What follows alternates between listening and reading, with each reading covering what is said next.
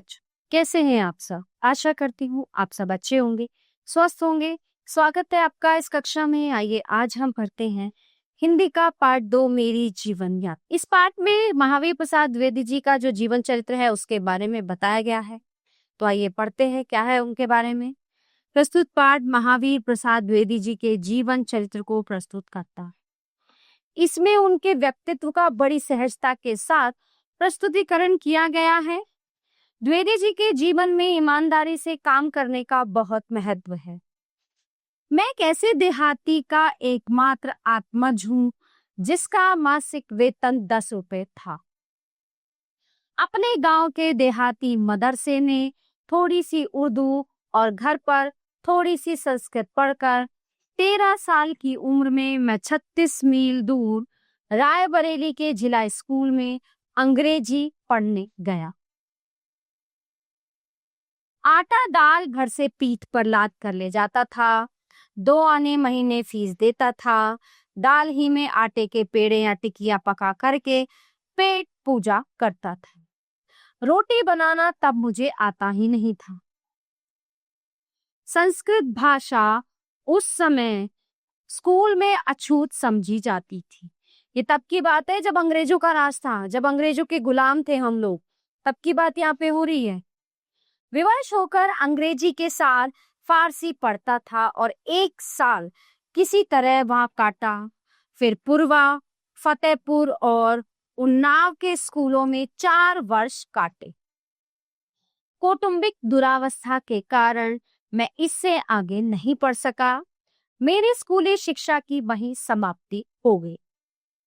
1 साल अजमेर में 15 रुपए महीने पर नौकरी करके पिता के पास बंबई पहुंचा और तार का काम सीखकर जीआईपी रेलवे में 50 रुपए महीने पर तार बाबू बना।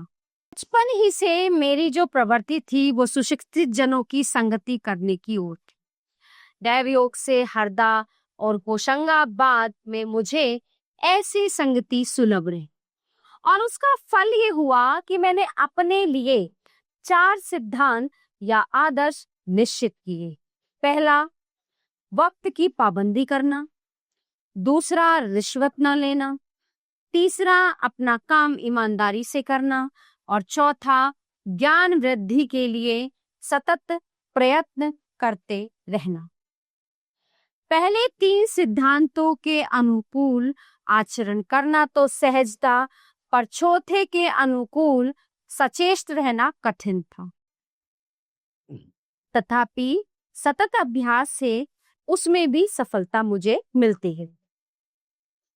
तार बाबू होकर भी टिकट बाबू, माल बाबू, स्टेशन मास्टर, यहाँ तक कि रेल की पटरियां बिछाने और उसकी सड़क की निगरानी करने वाले तक का भी काम मैंने सीख लिया। फल अच्छा ही हुआ। अफसरों की नजर मुझ पर पड़ी, मेरी तरक्की होती गई। वह इस तरह कि एक दफे छोड़कर मुझे कभी तरक्की के लिए दरख्वास्त नहीं देनी पड़ी। जब इंडियन मिडलैंड रेलवे बनी और उसके दफ्तर झांसी में खुले, तब जीआईपी रेलवे के मुलाजिम जो साहब वहां जनरल ट्रैफिक मैनेजर मुकर्रर हुए, वे मुझे भी अपने साथ झांसी ले गए और नए नए काम मुझसे लेकर मेरी पदोन्नति करते गए। इस उन्नति का प्रधान कारण मेरी ज्ञान लिप्सा और गौर कारण उन साहब बहादुर की कृपा या गुण ग्राहकता थी। 10-12 वर्ष बाद मेरी मासिक आय मेरी योग्यता से कई गुनी अधिक हो गई। मैं यदि किसी के अत्याचार को सह लूंगा तो उससे मेरी सहनशीलता अवश्य सूचित होती है, पर उससे मुझे औरों पर अत्याचार करने का अधिकार नहीं प्राप्त हो जाता। परंतु कुछ समय उत्तर बानक ऐसा बना कि मेरे प्रभु ने मेरे द्वारा औरों पर भी अत्याचार कराना चाहा। अब हुक्म हुआ कि इतने कर्मचारियों को लेकर रोज सुबह 8 बजे दफ्तर में आया करो और ठीक 10 बजे मेरे कागज मेरी मेज पर मुझे रखे। मैंने कहा, मैं 8 बजे आऊंगा, पर औरों को आने के लिए मैं लाचार नहीं करूंगा। उन्हें हुक्म देना हुजूर का काम है। बस बात बढ़ी और बिना किसी सोच विचार के मैंने इस्तीफा दे दी। बार में उसे वापस लेने के लिए इशारे ही नहीं, सिफारिशें तक की गई, पर सब व्यर्थ हुआ। क्या इस्तीफा वापस लेना चाहिए? ये पूछने पर मेरी पत्नी ने विषण होकर कहा, क्या थूक कर भी उसे कोई चाटता है? ऐसे नहीं होना चाहिए। मैं बोला, नहीं, ऐसा कभी नहीं होगा। तुम धन्य हो। तब उसने 8 आने रोज तक की आमदनी से भी मुझे खिलाने पिलाने और गृह कार्य चलाने का दृढ़ संकल्प किया, और मैंने सरस्वती की सेवा से हर महीने जो 20 रुपए उजरत और 3 रुपए डाक खर्च की आमदनी होती थी, उसी से संतुष्ट रहने का निश्चय किया। मैंने सोचा, किसी समय तो मुझे महीने में 15 रुपए ही मिलते थे, 23 रुपए तो उसके ड्योढ़े से भी अधिक है। इतनी आमदनी मुझ देहाती के लिए कम नहीं। मेरे पिता ईस्ट इंडिया कंपनी की एक पलटन में सैनिक या सिपाही थे। वे मामूली हिंदी पढ़े लिखे थे, बड़े भक्त थे। सिपाहियों के काम से छुट्टी पाने पर राम लक्ष्मण की पूजा किया करते थे। इसी से साथी सिपाहियों ने उनका नाम रखा था लक्ष्मण जी। गदर में पिताजी की पलटन बागी हो गई। जो बच निकले वे बच गए, बाकी जवान तोपों से उड़ा दिए गए। पलटन उस समय होशियारपुर यानी पंजाब में थी। पिताजी ने भागकर अपना शरीर सतलुज की वेगवती धारा को अर्पण कर दिया। 1 या 2 दिन बाद बेहोशी की हालत में सैकड़ों कोस दूर आगे की तरफ कहीं वे किनारे लग गए। होश आने पर संभले और हरी मोटी घास के तिनके चूस चूस कर कुछ शक्ति जुटाई।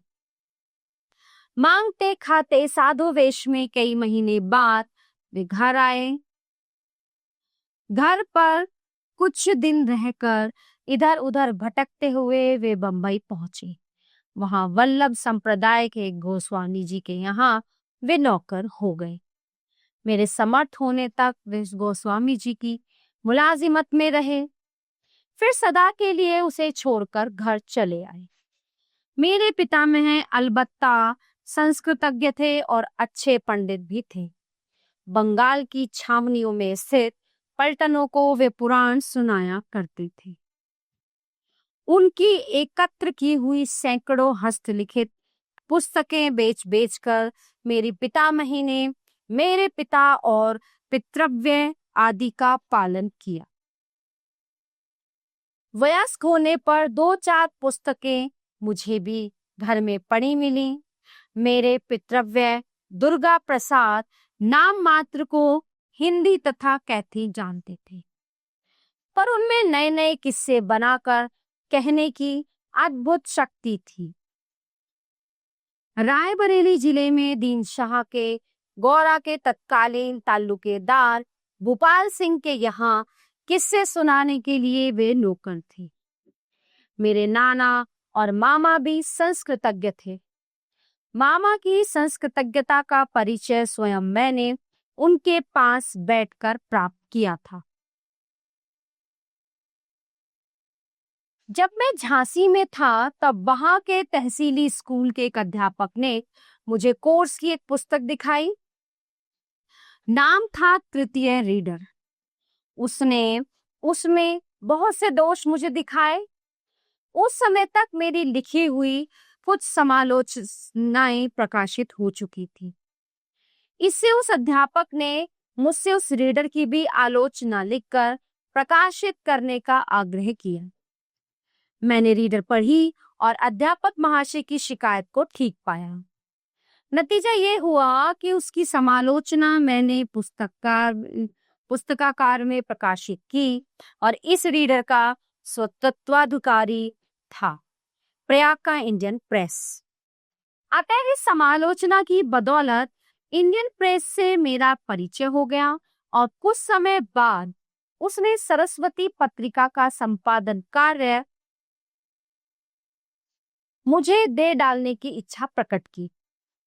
मेरी सेवा से सरस्वती का प्रचार प्रसार जैसे जैसे बढ़ता गया और मालिकों का मैं जैसे जैसे अधिकाधिक विश्वास भाजन होता गया, वैसे ही वैसे मेरी सेवा का बदला भी मुझे मिलता गया और मेरी आर्थिक स्थिति प्राय वैसी ही हो गई जैसी रेलवे की नौकरी छोड़ने के समय पर थी।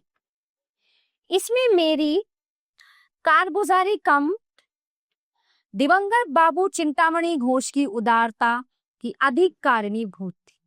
उन्होंने मेरे संपादन स्वातंत्र्य में कभी बाधा नहीं डाली। वे मुझे अपना कुटुंबी सा समझते रहे और उनके उत्तराधिकारी अब तक भी मुझे वैसा ही समझते हैं। इस समय तो कितनी ही महारानियां हिंदी का गौरव बढ़ा रही हैं, पर उस समय एकमात्र सरस्वती ही पत्रिकाओं की रानी नहीं, पाठकों की सेविका थी। तब उसमें कुछ छापना या किसी के जीवन चरित्र आदि प्रकाशित करना जरा बड़ी बात समझी जाती थी।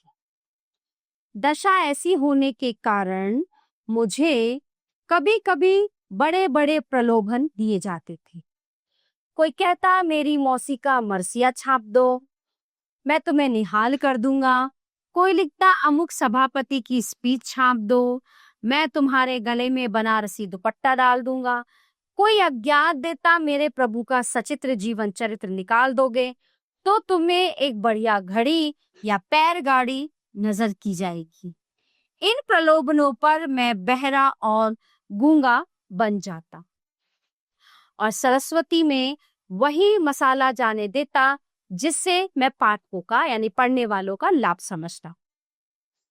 मैं उनकी रुचि का सदैव ख्याल रखता और ये देखता रहता कि मेरे किसी काम से, ठीक है, मेरा कोई भी काम ऐसा ना हो जो उनको सत्पथ से विचलित होने का साधन प्राप्त हो। संशोधन द्वारा लेखों की भाषा अधिसंख्यक पाठकों की समझ में आने लायक कर देता। यह ना देखता कि यह शब्द अरबी का है या फारसी का या तुर्की का। देखता सिर्फ यह है कि शब्द वाक्य या लेख का आशय अधिकांश पाठक समझ लेंगे या नहीं। अल्पज्ञ होकर भी किसी पर अपनी विद्वता की झूठी छाप लगाने की कोशिश मैंने कभी नहीं की। मतलब जो भी इन्होंने काम किया वो बहुत ही ईमानदारी से की। तो प्यारे बच्चों, ये पाठ यहीं पे समाप्त होता है। आशा करती हूँ आपको अच्छे से समझ आया होगा। मिलते हैं अगली कक्षा में। धन्यवाद।